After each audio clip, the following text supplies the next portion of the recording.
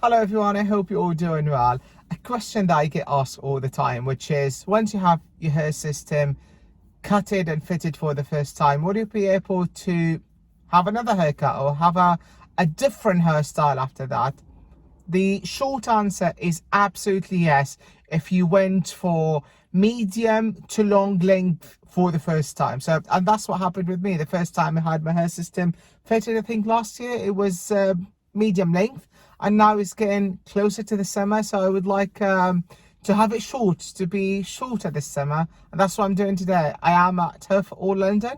I'm going to have my hair system cut short, because that's how I would like my hair system style to be in this summer. And I'm going to show you the results. Hello everyone, so here is the result after I had my hair system cut a bit shorter. Thank you very much Hair for All London, who fitted me really quickly to get this done. Really happy with the result. So this is today's vlog about the hair system. If you have any question, send Hair for All London email or leave them comment down below. Have a good day guys. Thank you very much.